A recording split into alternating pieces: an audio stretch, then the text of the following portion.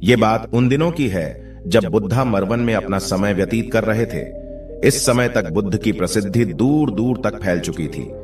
बहुत दूर दूर से लोग अपनी चिंताओं और परेशानियों का समाधान हेतु बुद्ध के पास आते थे। ऐसे ही एक दिन जब बुद्धा मरवन में अपने शिष्यों को प्रवचन दे रहे थे, तभी एक अधेड़ उम्र का व्यक्ति अपने नौजवान पुत्र को अपने साथ लिए बुद्ध की तरफ चला आ रहा था। जब यह प्रवचन स्थल के पास पहुंच गए तो बुद्ध ने एक नजर उन पर डाली और इशारे से बैठने के लिए कहा।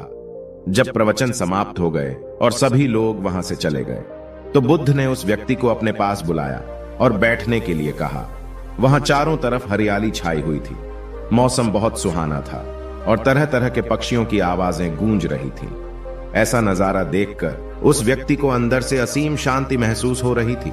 इसके बाद बुद्ध ने उस व्यक्ति से आने का कारण पूछा तो इस पर व्यक्ति ने कहा, तथागत, मैं 2 दिन की लंबी यात्रा करके अपने पुत्र को आपसे मिलवाने लाया हूं। ये मेरा इकलौता पुत्र है और ये हर समय थका थका रहता है। ऐसा लगता है जैसे इसके अंदर कोई जान ही ना हो। इसका स्वभाव भी काफी चिड़चिड़ासा हो गया है। अगर हम इससे कुछ भी कहते हैं तो यह हमारी छोटी छोटी बातों पर गुस्सा हो जाता है। इसके देखने की क्षमता भी उम्र से पहले ही कमजोर हो गई है और इसके बाल भी सफेद पड़ने लगे हैं।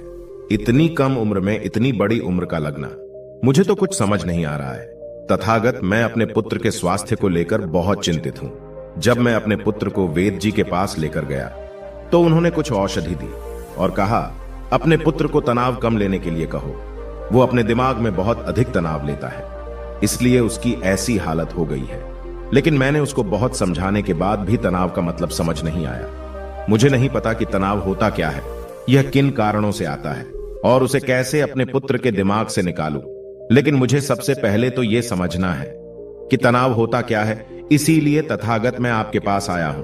कृपया आप मेरी समस्या का समाधान कीजिए।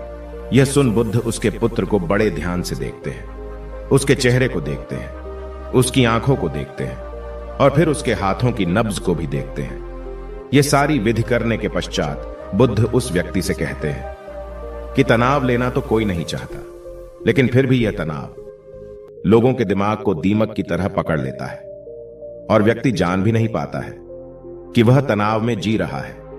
लेकिन अगर व्यक्ति तनाव के कारणों को अच्छे से समझ लेता है और तनाव के बारे में कोई ऐसा पैमाना बना लेता है जिससे वह जान सके कि वह कितने तनाव में है, तो वह इस समस्या का समाधान भी खोज सकता है।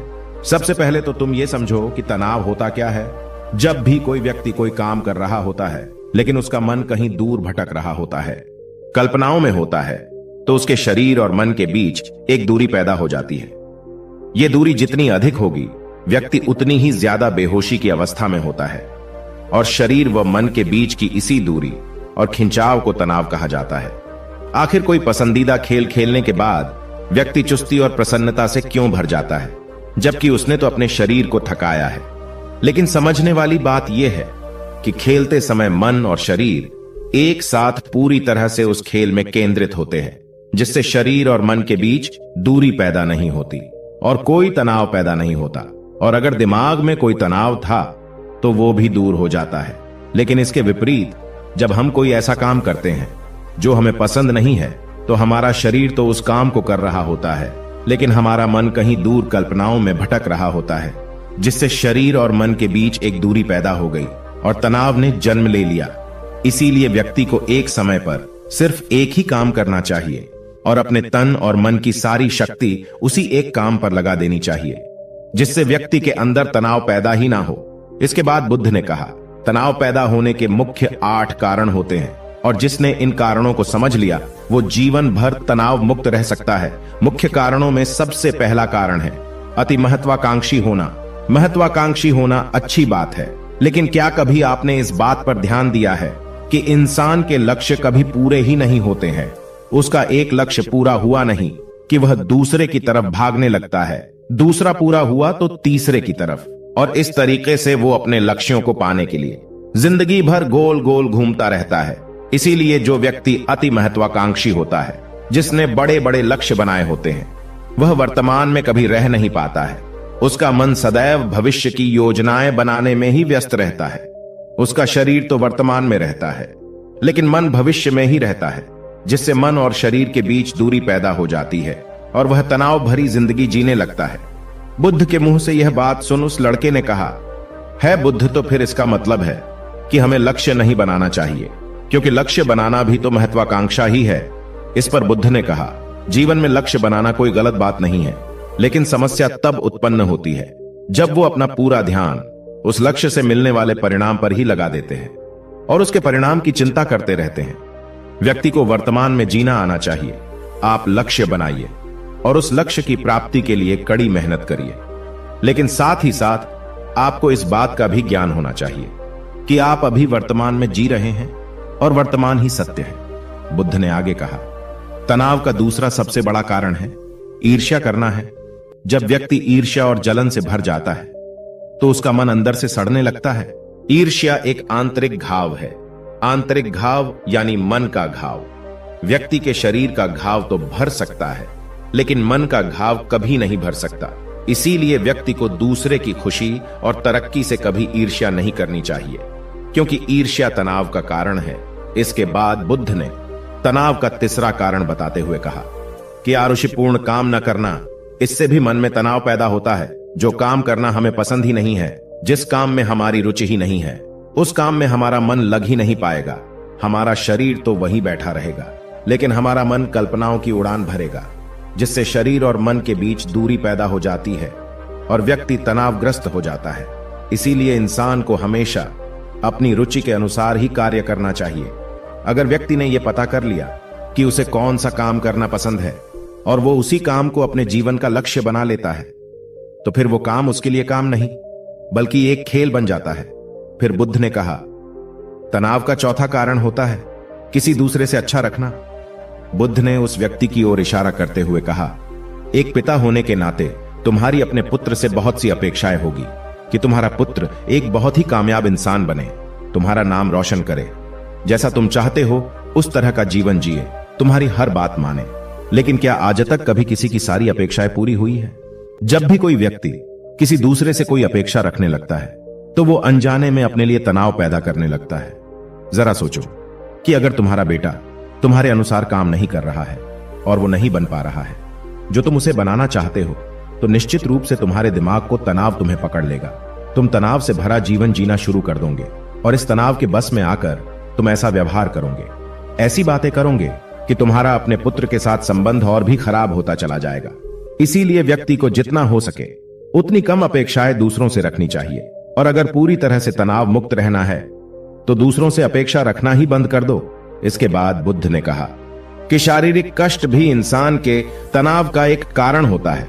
जब व्यक्ति किसी शारीरिक पीड़ा से गुजर रहा होता है तो उसका पूरा ध्यान अपने उस शारीरिक दर्द पर होता है और वो पूरे दिन बस उसी के बारे में सोचता रहता है, जिससे उसका मन दुख के विचारों से भर जाता है और ऐसी स्थिति में व्यक्ति तनावग्रस्त रहने लगता है। यह सुन उस व्यक्ति ने कहा कि हे बुद्ध, शारीरिक दुख तो किसी भी व्यक्ति को हो सकता है, तो फिर क्या हुआ? व्यक्ति जीवन भर तनाव में ही जिएगा? इसका जवाब देते हुए बुद्ध ने कहा कि इंसान को यह बात समझनी चाहिए कि हमारा जीवन दुखों का आधार है। जैसे जैसे हमारा जीवन आगे बढ़ता है, इसमें दुख आते हैं, बीमारियां आती है और फिर अंत में मृत्यु भी आती है। तो बीमारियां इंसान के जीवन का अभिन्न अंग है, कोई इनसे बच नहीं सकता। बस किसी किसी के जीवन में यह समय से पहले आ जाती है तो किसी के बाद में आती है। जब इंसान का मन इस बात को अच्छे से समझ लेगा तो फिर वह अपनी बीमारी के बारे में सोच सोच कर ज्यादा तनाव नहीं लेगा, क्योंकि यह हमारे जीवन का अभिन्न हिस्सा है और इसके लिए व्यक्ति को शारीरिक रूप से भी अभ्यास करते रहना चाहिए। अपने जीवन में व्यायाम और स्वस्थ जीवन शैली को भी जगह देनी चाहिए ताकि उसका शरीर लंबे समय तक निरोगी रहकर सही से काम कर सकें। तनाव का अगला कारण होता है अपनी योजनाओं को समझने के लिए समय न देना। कुछ लोगों के दिमाग में कोई विचार आया ही नहीं कि वो बिना सोचे समझे उस पर काम करना शुरू कर देते हैं, और जब उस काम में उन्हें असफलता मिलती है तो वह तनाव से भर जाते हैं, क्योंकि उन्होंने उस काम को शुरू करने से पहले उसके बारे में पूरी जानकारी इकट्ठा नहीं की थी। इंसान को कोई भी काम शुरू करने से पहले उसके अच्छे और बुरे परिणामों के बारे में ठीक से सोच विचार कर लेना चाहिए। इंसान को इस बारे में भी सोच लेना चाहिए कि अगर ये योजना सफल नहीं हुई तो फिर इसके बाद मैं क्या करूंगा। इसलिए व्यक्ति को अपनी योजनाओं को ठीक से समझने के लिए पूरा समय देना चाहिए, ताकि बाद में उस योजना की वजह से तनाव पैदा ना हो। तनाव का 7वां सबसे बड़ा कारण है टाल मटोल करना, आज के काम को कल पर टालना। आप लोगों ने यह कहावत तो सुनी होगी कि आलस्य इंसान के शरीर का सबसे बड़ा शत्रु है। इंसान आलस्य की वजह से आज के काम को कल के लिए टाल देता है और फिर काम को टालना उसकी आदत बन जाती है। काम को कल पर टालने वाले व्यक्ति का काम कभी भी समय पर पूरा नहीं हो पाता है, और अगर किसी तरह से पूरा हो भी जाता है तो वह उतना अच्छा नहीं हो पाता है जितना अच्छा उसे किया जा सकता था, और फिर यह बात व्यक्ति के अंदर तनाव पैदा करती है। लेकिन काम को टालना या काम को एकदम अंत समय पर करना एक आदत है, इसीलिए व्यक्ति ना चाहते हुए भी बार बार अपनी इस आदत का शिकार बन जाता है और काम को टालता रहता है। और फिर जब काम की समय सीमा पास आ जाती है तो वह तनाव से भरकर काम को पूरा करने का प्रयास करता है। इसीलिए तनाव मुक्त रहने के लिए व्यक्ति को काम को टालने की आदत छोड़नी पड़ेगी, और यह तभी संभव है जब व्यक्ति काम को समय से पहले खत्म करने का निश्चय करे। सबसे आखिरी और सबसे प्रमुख कारण जो तनाव का होता है वो है ज्यादा सोचना। लगातार सोचते रहना भी एक बीमारी है, और यह उस व्यक्ति में सबसे ज्यादा पाई जाती है जो सिर्फ कल्पनाएं करता है, जो अतीत की घटनाओं और भविष्य की बातों के बारे में सोचता रहता है, जो बेवजह के अनुमान लगाता रहता है। इसीलिए व्यक्ति को ज्यादा सोचने की आदत पर लगाम लगाना चाहिए। इसके लिए जितना हो सके खुद को काम में व्यस्त रखना चाहिए, और हर दिन ध्यान का अभ्यास करने को अपने जीवन का हिस्सा बना लेना चाहिए। बुद्ध के मुंह से यह सारी बातें सुनकर उस व्यक्ति ने हाथ जोड़कर कहा, बुद्ध, मेरा पुत्र तो अभी मात्र 20 वर्ष का ही है और इसमें अभी इतनी समझ भी नहीं है कि यह आपकी बताई सारी बातों का एक साथ पालन कर सकें। आप कृपया करके तनाव मुक्त रहने का कोई आसान सा तरीका बता दें, जिससे मेरा बेटा उसका अनुसरण भी कर सके और तनाव मुक्त भी रह सके। उस व्यक्ति की यह प्रार्थना सुन बुद्ध ने कुछ सोचते हुए जवाब दिया, अगर तुम इतनी सारी बातों का पालन नहीं कर सकते हैं तो इसके लिए एक बहुत ही आसान विधि है। तुम एक बार मैं एक काम को करने पर ध्यान लगाओ। जो भी काम कर रहे हो उस समय पर सिर्फ उसी काम को करो, सिर्फ उस पर ही अपना पूरा ध्यान लगाओ। और अगर तुम्हारा मन इधर उधर भटक जाता है तो जैसे ही तुम्हें याद आए उसे वापस फिर उसी काम में लगा दो। यह सबसे आसान और अच्छा तरीका है तनाव मुक्त रहने का। जब तुम भोजन करो तो उस समय सिर्फ भोजन ही करो, उसके पूरे स्वाद का आनंद लो, उसका अनुभव करो। जब चलो तब अपना पूरा ध्यान सिर्फ चलने में ही लगा दो। इससे तुम्हारा मन और तुम्हारा शरीर दोनों एक जगह पर केंद्रित रहेंगे, दोनों के बीच दूरी पैदा नहीं होगी, जो कि तनाव का मुख्य कारण होती है।